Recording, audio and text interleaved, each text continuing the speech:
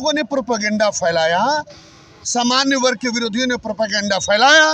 हमारे नेताओं के पास कोई जवाब नहीं है। 50-60 सालों में हमारे नेताओं के पास बौद्धिक क्षमता नहीं है। मैं स्पष्ट कह रहा हूं कि विश्व का सबसे प्राचीनतम ग्रंथ ऋग्वेद है। ऋग्वेद में 12 आर्य क्षत्रिय राजाओं का वर्णन है। फैक्ट्स के साथ बोल रहा हूं। उसमें राजा रघु का भी वर्णन है और राजा यदु का भी वर्णन है। रघु से सरनेम राघव निकल गया, यदु से सरनेम यदु निकल गया, यदु से सरनेम यादव निकल गया। यानी जो आर्य क्षत्रिय जो ऋग्वेद कहता है वो पिछड़े कैसे हो गया, यदु के वंशज कैसे पिछड़े हो गए, रघु के वंशज कैसे अगड़े हो गए, सवर्ण कैसे हो गए। हमारे कोई नेता कह नहीं पाया 50 सालों में। हम लोग कह रहे हैं हम लोग कमजोर आदमी हैं, कोई सुन नहीं रहा है क्योंकि हमारे पास 200 करोड़ रुपया है नहीं। हम लोग किसी राजनीतिक पार्टियों में विधायक नहीं बन पाए। विधायक रहता तो विधानसभा में तेजस्वी यादव से कहता कि अब बता दीजिए कि सवर्ण है कौन। राजद की प्रवक्ता कंचन यादव बोल रही है कि हजारों वर्षों से सवर्णों ने दबाया। कंचन यादव जी, मेरा नाम अमरिंदर राजेश है। बताइए ना, अमरिंदर राजेश के बाद सरनेम क्या होता है? कोई नहीं है। अब बताइए, मैं पूछ रहा हूँ, आप मीडिया कर्मी हैं। अमरिंदर राजेश मेरा नाम है, कोई सरनेम नहीं है। लेकिन कंचन के बाद सरनेम है। लेकिन वो जब कह रही है तो हमारा कोई जवाब नहीं है। हम लोग नहीं दे पा रहे हैं कि कंचन यादव जी के लोगों ने दबाया है। अभी तो बहुत सी बातें हैं इसमें, अभी तो आएगा। तो पहले मैं बताता रहा हूँ कि सवर्ण कौन है, इसकी तय हो जाना चाहिए कि सवर्ण है ही नहीं। न कोई वेदों में सवर्ण है, न रामायण के अनुसार कोई सवर्ण है, न महाभारत के अनुसार कोई सवर्ण है, और न भारत के संविधान के अनुसार सवर्ण है। भारत का संविधान का अनुच्छेद 14 और 15 सारी जाति, धर्म, लिंग, जन्म स्थान, वंश के आधार पर सबको समान मानता है।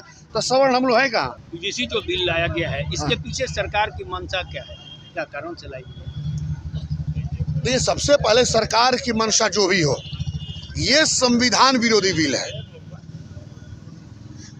भीमराव अंबेडकर के सपनों का विरोधी बिल है ये, और कर्पूरी ठाकुर के सपनों का विरोधी बिल है ये।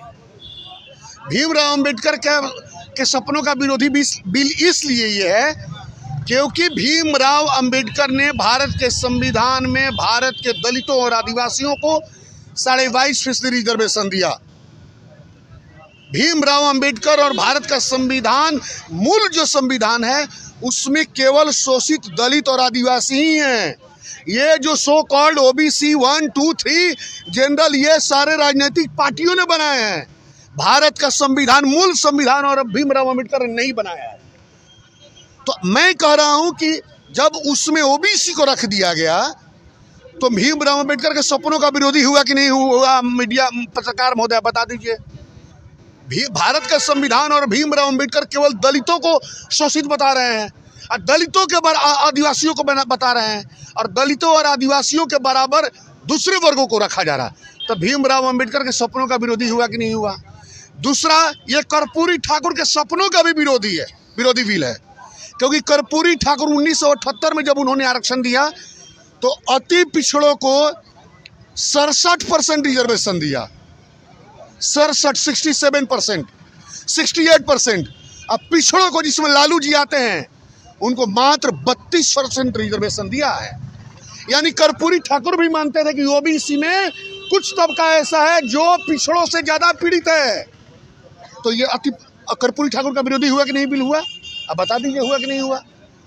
अब कह नहीं पा रहे हम लोग। अब बात है कि अब हमारे सारे लोग वंदे मातरम में लगे हुए हैं, भारत माता की जय में लगे हुए हैं, और ये कौम भारत की जय करता है। इसलिए ये सारे प्रोपेगेंडा को ये समाज समझ नहीं पाया आज़ादी के बाद कि हम लोगों में कमी कहाँ है। तो मैं इसीलिए कह रहा हूँ कि ये बिल केवल सामान्य वर्ग का विरोधी नहीं है, सबसे बड़ा विरोधी दलितों का है ये बिल। उसके बाद सबसे बड़ा विरोधी अति पिछड़ों का भी है, और उसके बाद सामान्य वर्ग का है।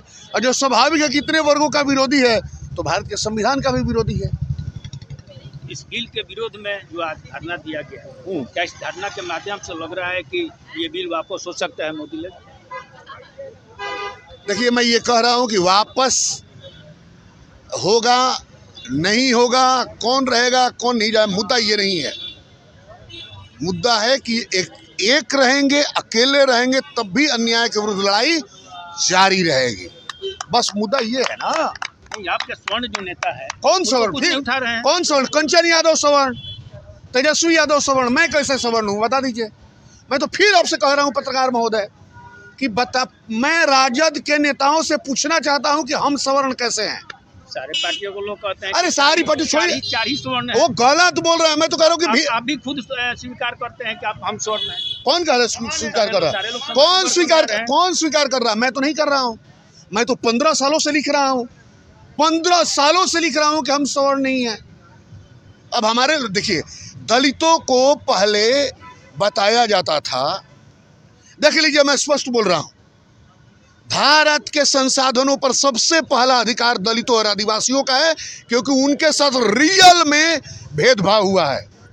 उसके बाद दूसरा, और ये जो मजबूत पिछड़ी जातियां हैं वो समान वर्गों से भी मजबूत हो गई हैं और शुरू से मजबूत रही हैं।